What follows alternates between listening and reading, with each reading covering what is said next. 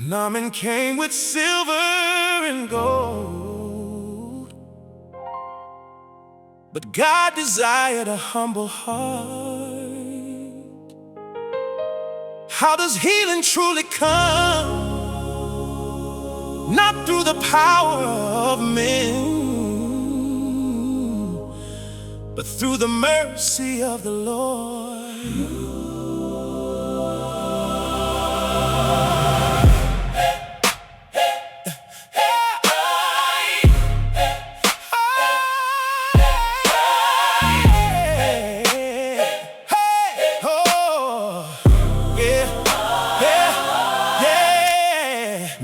Was a mighty warrior, feared in battle, honored by kings.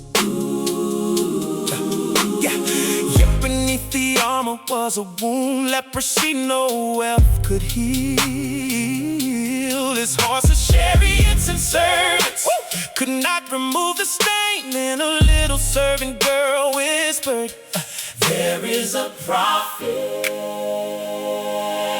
of God."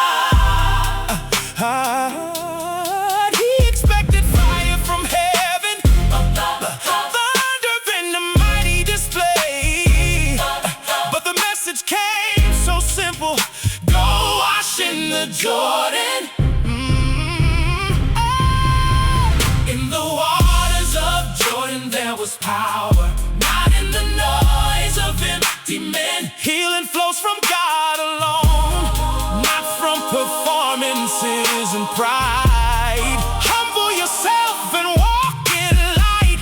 The Lord restores the lowly heart, charity, self-control, obedience. These are the into life. Today many claim they hold power, selling miracles for silver and fame. Bring your offerings, sow your seed, while the poor are left with nothing. They shout and cast people down, as if noise itself were holy. But greed has filled their temples, and holiness has been forgotten.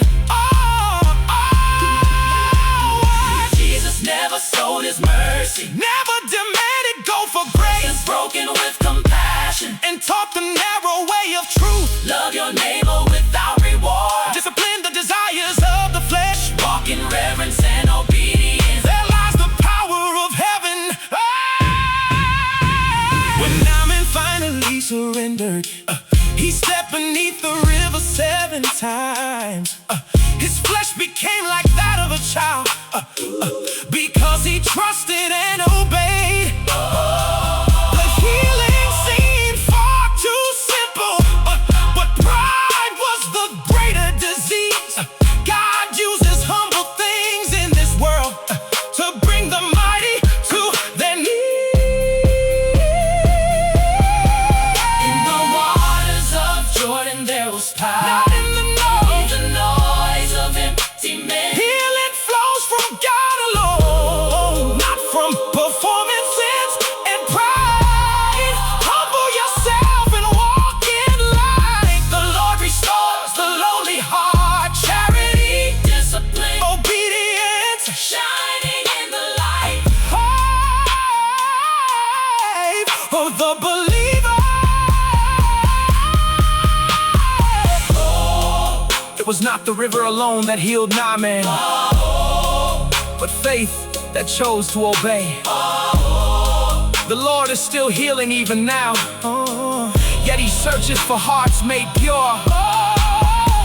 Do not be deceived by loud religion. Grace cannot be purchased with gold. Return to the Lord. Return to the Lord in truth and holiness, and you shall find peace for your soul.